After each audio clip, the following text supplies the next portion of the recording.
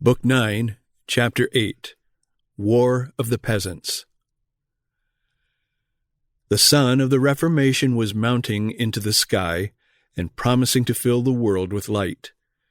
In a moment a cloud gathered, overspread the firmament, and threatened to quench the young day in the darkness of a horrible night.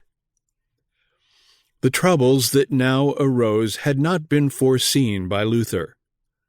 That the Pope, whom the Reformation would despoil of the Triple Crown, with all the spiritual glory and temporal power attendant thereon, should anathematize it, that the Emperor, whose scheme of policy and ambition it thwarted, should make war against it, and that the numerous orders of the mitre and the cowl should swell the opposition, was to be expected.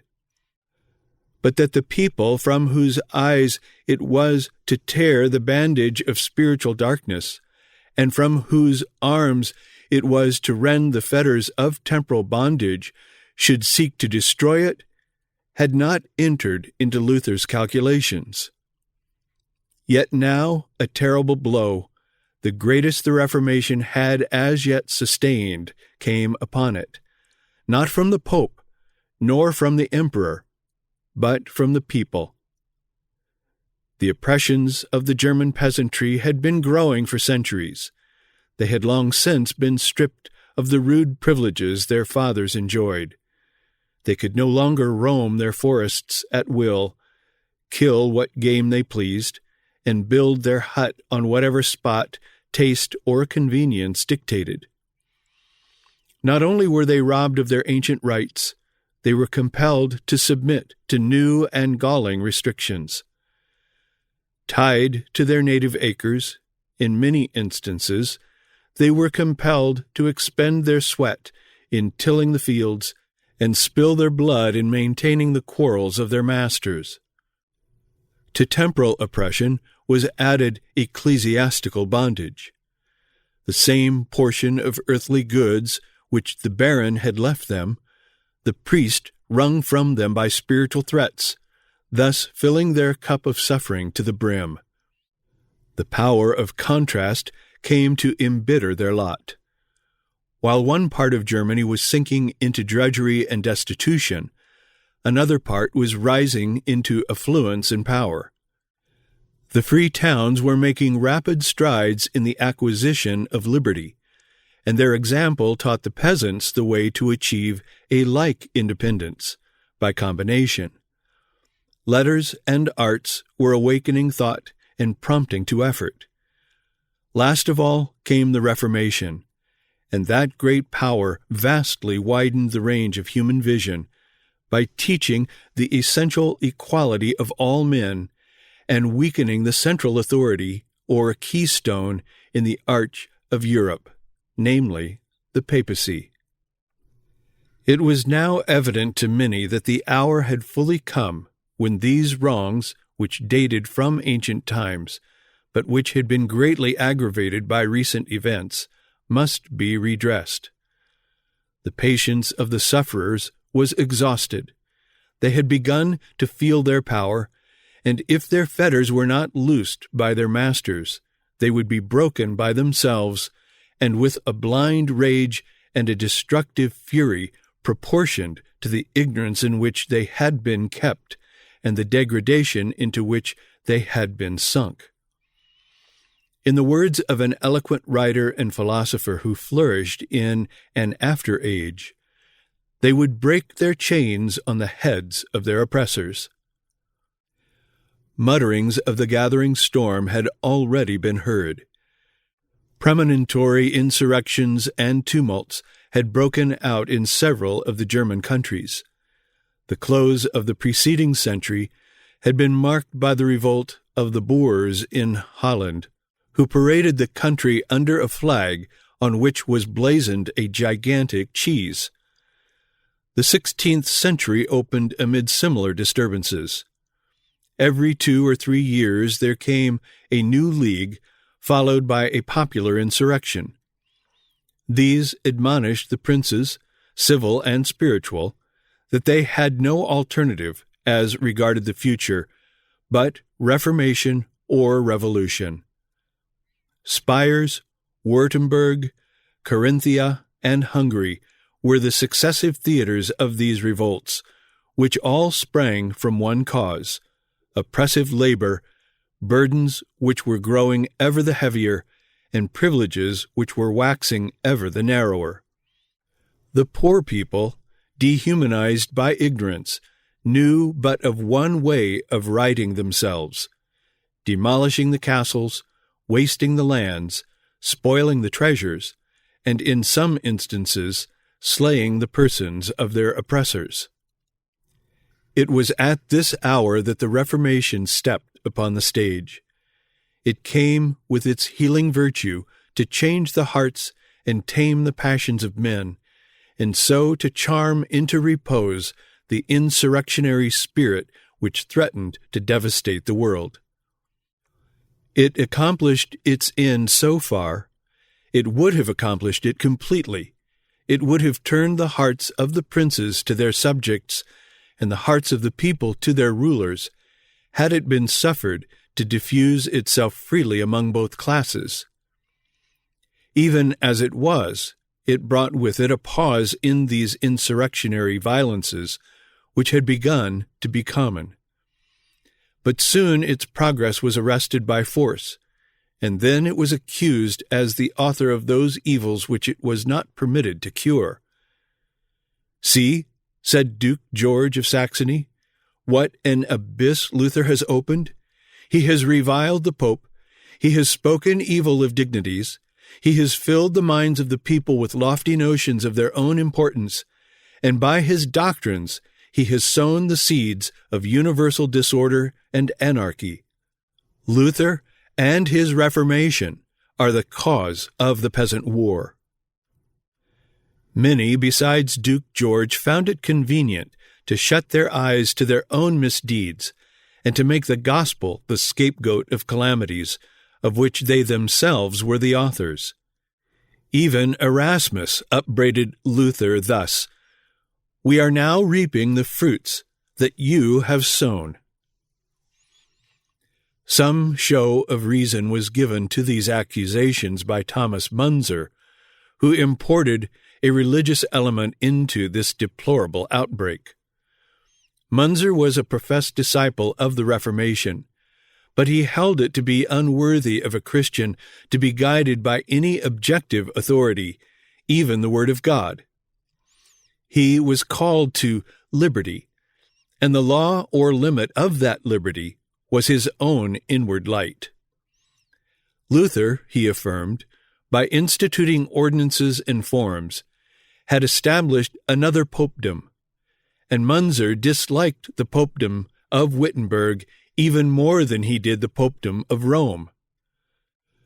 The political opinions of Munzer partook of a like freedom with his religious ones. To submit to princes was to serve Belials. We have no superior but God. The gospel taught that all men were equal, and this he interpreted, or rather misinterpreted, into the democratic doctrine of equality of rank and community of goods. "We must mortify the body," said he, "by fasting and simple clothing, look gravely, speak little, and wear a long beard." These and such like things, says Slyden, he called the cross. Such was the man who, girding on the sword of Gideon, put himself at the head of the revolted peasantry. He inoculated them with his own visionary spirit, and taught them to aim at a liberty of which their own judgments or passions were the rule. The peasants put their demands, January 1525, into 12 articles. Considering the heated imaginations of those who penned them, these articles were reasonable and moderate. The insurgents craved restitution of certain free domains which had belonged to their ancestors, and certain rights of hunting and fishing which they themselves had enjoyed, but which had been taken from them. They demanded, further, a considerable mitigation of taxes, which burdened them heavily, and which were of comparatively recent imposition. They headed their claim of rights with the free choice of their ministers, and it was a further peculiarity of this document that each article in it was supported by a text from Scripture. An enlightened policy would have conceded these demands in the main. Wise rulers would have said, "Let us make these minions free of the earth, of the waters, and of the forests, as their fathers were. From serfs let us convert them into free men. It is better that their skin should enrich, and their valor defend our territories, than that their blood should water them." Alas, there was not wisdom enough in the age to adopt such a course. Those on whom these claims were pressed said no, with their hands upon their swords. The vessel of the Reformation was now passing between the Scylla of established despotism and the Charybdis of popular lawlessness. It required rare skill to steer it aright. Shall Luther ally his movement with that of the peasantry? We can imagine him under some temptation to essay ruling the tempest, in the hope of directing its fury to the overthrow of a system which he regarded as the parent of all the oppressions and miseries that filled Christendom, and had brought on at last this mighty convulsion. One less spiritual in mind, and with less faith in the inherent vitalities of the Reformation, might have been seduced into linking his cause with this tempest. Luther shrank from such a course. He knew that to ally so holy a cause as the Reformation with a movement at best but political would be to profane it, and that to borrow the sword of men in its behalf was the sure way to forfeit the help of that mightier sword which alone could will such a battle. The Reformation had its own path and its own weapons, to which, if it adhered, it would assuredly triumph in the end. It would correct all wrongs, would explode all errors, and pacify all feuds, but only by propagating its own principles and diffusing its own spirit among men. Luther, therefore, stood apart. But this enabled him all the more, at the right moment, to come in effectively between the oppressor and the oppressed, and to tell a little of the truth to both. Turning to the princes, he reminded them of the long course of tyranny which they and their fathers had exercised over the poor people. To the bishops he spoke yet more plainly. They had hidden the light of the gospel from the people. They had substituted cheats and fables for the doctrines of revelation. They had lettered men by unholy vows, and fleeced them by unrighteous impositions, and now they were reaping as they had sowed. To be angry at the peasants, he told them, was to be guilty of the folly of the man who vents his passion against the rod with which he is struck, instead of the hand that wields it. The peasantry was but the instrument in the hand of God for their chastisement. Luther next addressed himself to the insurgents. He acknowledged that their complaints were not without cause, and thus he showed that he had a heart which could sympathize with them in their miseries, but he faithfully told them that they had taken the wrong course to remedy them. They would never mitigate their lot by rebellion. They must exercise Christian submission and wait the gradual but certain rectification of their individual wrongs and those of society at large by the divine healing power of the gospel. He sought to enforce his admonition by his own example. He had not taken the sword. He had relied on the sole instrumentality of the gospel, and they themselves knew how much it had done in a very few years to shake the power of an oppressive hierarchy with the political despotism that upheld it, and to ameliorate the condition of Christendom. No army could have accomplished half the work in double the time. He implored them to permit this process to go on. It is preachers, not soldiers, the gospel, not rebellion, that is to benefit the world. And he warned them that if they should oppose the gospel in the name of the gospel, they would only rivet the yoke of their enemies upon their neck. The courage of the reformer is not less conspicuous than his wisdom in speaking thus plainly to two such parties at such an hour. But Luther had but small thanks for his fidelity. The princes accused him of throwing his shield over rebellion, because he refused to pronounce an unqualified condemnation of the peasantry, and the peasants blamed him as truckling to the princes, because he was not wholly with the insurrection. Posterity has judged otherwise. At this, as at every other crisis, Luther acted with profound moderation and wisdom. His mediation failed, however, and the storm now burst. The first insurrectionary cloud rolled up in Swabia from beside the sources of the Danube. It made its appearance in the summer of 1524. The insurrectionary spirit ran like wildfire along the Danube, kindling the peasantry into revolt, and fining the towns with tumults, seditions, and terrors. By the end of the year, Thuringia, Franconia, and part of Saxony were in a blaze. When the spring of 1525 opened, the conflagration spread wider still. It was now that the 12 articles, to which we have referred above, were published and became the standard for the insurgents to rally round.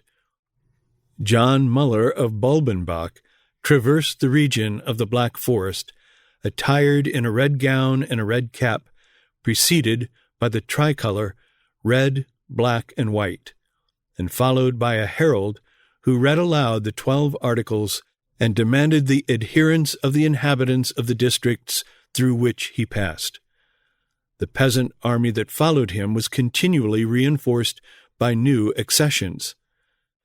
Towns too feeble to resist these formidable bands opened their gates at their approach, and not a few knights and barons, impelled by terror, joined their ranks. The excitement of the insurgents soon grew into fury. Their march was no longer tumultuous simply. It had now become destructive and desolating. The country in their rear assembled the track over which all invading and plundering host had passed. Fields were trampled down, barns and storehouses were rifled, the castles of the nobility were demolished, and the convents were burned to the ground. More cruel violences than these did this army of insurgents inflict. They now began to dye their path with the blood of unhappy victims. They slaughtered mercilessly those who fell into their power. On Easter Day, April 16, 1525, they surprised Weinsberg in Swabia. Its garrison they condemned to death. The fate of its commander, Count Louis of Helfenstein, was heart-rending in the extreme. His wife, the natural daughter of the Emperor Maximilian, threw herself at the feet of the insurgents, and holding her infant son in her arms, besought them with a flood of tears to spare her husband. It was in vain. They lowered their pikes and ran him through. He fell pierced by innumerable wounds.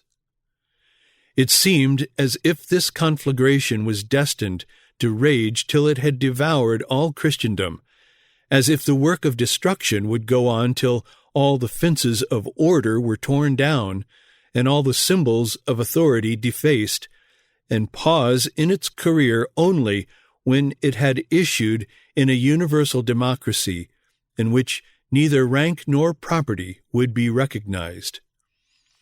It extended on the west to the Rhine, where it stirred into tumult the towns of Spires, Worms, and Cologne, and infected the Palatinate with its fever of sanguinary vengeance.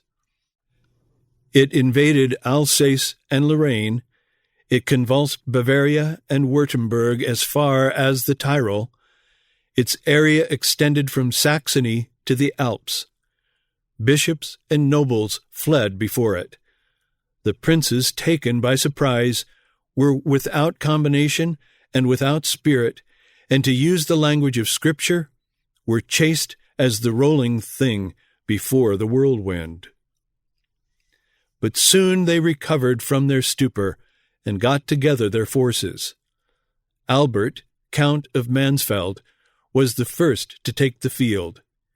He was joined with characteristic spirit and gallantry by Philip, Landgrave of Hesse, who was soon followed by John, Elector of Saxony, and Henry, Duke of Brunswick, who all joined their forces to oppose the rebel Boers.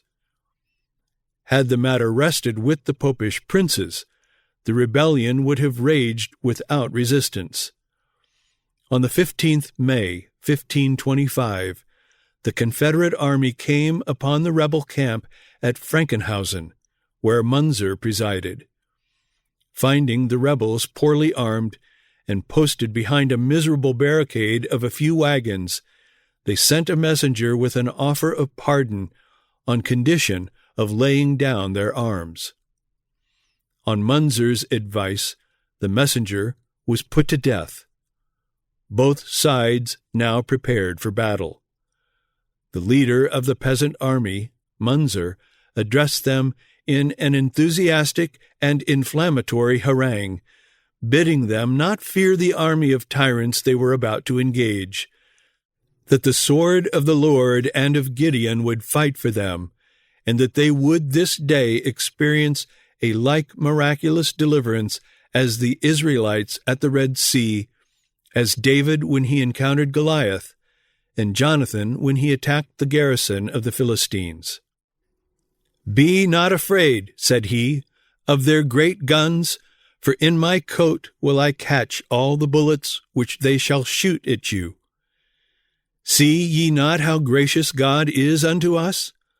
Lift up your eyes, and see that rainbow in the clouds. For seeing we have the same painted on our banner, God plainly declares, by that representation which he shows us from on high, that he will stand by us in the battle, and that he will utterly destroy our enemies. Fall on them courageously." Despite this assurance of victory, the rebel host, at the first onset, fled in the utmost confusion. Munzer was among the first to make his escape. He took refuge in a house near the gate, where he was discovered after the battle, hid in the garret. He was committed to the custody of Duke George. In this encounter, 5,000 of the peasantry were slain, and thus the Confederates were at liberty to move their forces into Franconia, where the insurrection still raged with great fury. The insurgents here burned above 200 castles, besides noblemen's houses and monasteries. They took the town of Würzburg and besieged the castle, but Trucha, coming upon them, charged, discomfited, and put them to flight. Luther raised his voice again, but this time to pronounce an unqualified condemnation on a movement which, from a demand for just rights, had become a war of pillage and murder. He called on all to gird on the sword and resist it. The Confederate princes made George von Trucha general of their army. Advancing by the side of the Lake of Constance, and dividing his soldiers into 3 bodies, Trucha attacked the insurgents with vigor. Several battles were fought, towns and fortresses were besieged. The peasantry contended with a furious bravery, knowing that they must conquer or endure a terrible revenge, but the arms of the princes triumphed. The campaign of this summer sufficed to suppress this formidable insurrection, but a terrible retaliation did the victors inflict upon the fanaticized hordes. They slaughtered them by tens of thousands on the battlefield. They cut them down as they fled, and not unfrequently did they dispatch in cold blood those who had surrendered on promise of pardon. The lowest estimate of the number that perished is 50,000. Other accounts raise it to 100,000. When we consider the wide area over which the insurrection extended, and the carnage with which it was suppressed, we shall probably be of opinion that the latter estimate is nearer the truth. A memorable vengeance was inflicted on Weinsberg, the scene of the death of Count Helfenstein. His murderers were apprehended and executed. The death of one of them was singularly tragic. He was tied to the stake with a chain that was long enough to permit him to run about. Trucha and other persons of quality then fetched wood, and strewing it all about, they kindled it into a cruel blaze. As the wretched man bounded wildly round and round amid the blazing faggots, the princes stood by and made sport of his tortures. The town itself was burned to the ground. Munzer, the ecclesiastical leader who had fired the peasantry by harangues, by portents, by assurances that their enemies would be miraculously destroyed, and by undertaking to catch all the bullets in his sleeve, after witnessing the failure of his enterprise, was taken and decapitated. Prior to execution, he was taken before George, Duke of Saxony, and Landgrave Philip. On being asked why he had misled so many poor people to their ruin, he replied that he had done only his duty. The Landgrave was at pains to show him that sedition and rebellion are forbidden in the Scriptures, and that Christians are not at liberty to avenge their wrongs by their own private authority. To this he was silent. On the rack he shrieked and laughed by turns, but when about to die he openly acknowledged his error and crimes. By way of example, his head was stuck upon a pole in the open fields. Such horrible ending had the insurrection of the peasants. Ghastly memorials marked the provinces where this tempest had passed. Fields wasted, cities overturned, castles and dwellings in ruins, and, more piteous still, corpses dangling from the trees or gathered in heaps in the fields. The gain remained with Rome. The old worship was in some places restored, and the yoke of feudal bondage was more firmly riveted than before upon the necks of the people.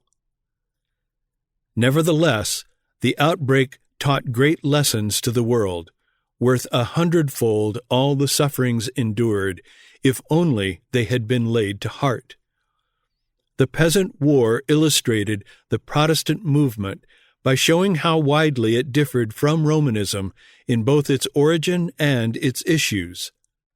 The insurrection did not manifest itself, or in but the mildest type, at Wittenberg and in the places permeated by the Wittenberg movement. When it touched ground which the Reformation had occupied, it became that instant powerless. It lacked air to fan it. It found no longer inflammable materials to kindle into a blaze. The gospel said to this wasting conflagration, "Thus far, but no farther." Could any man doubt that if Bavaria, and the neighboring provinces had been in the same condition with Saxony, there would have been no peasant war? This outbreak taught the age, moreover, that Protestantism could no more be advanced by popular violence than it could be suppressed by aristocratic tyranny. It was independent of both. It must advance by its own inherent might along its own path. In fine, this terrible outbreak gave timely warning to the world of what the consequences would be of suppressing the Reformation. It showed that underneath the surface of Christendom there was an abyss of evil principles and fiendish passions which would one day break through and rend society in pieces unless they were extinguished by a divine influence. Munzer and his inward light was but the precursor of Voltaire and the Illuminati of his school. The Peasants' War of 1525 was the first opening of the fountains of the great deep. The terror was first seen stalking through Germany. It slumbered for 2 centuries while the religious and political power of Europe was undergoing a process of slow emasculation. Then the terror again awoke, and the blasphemies, massacres, and wars of the French Revolution overwhelmed Europe.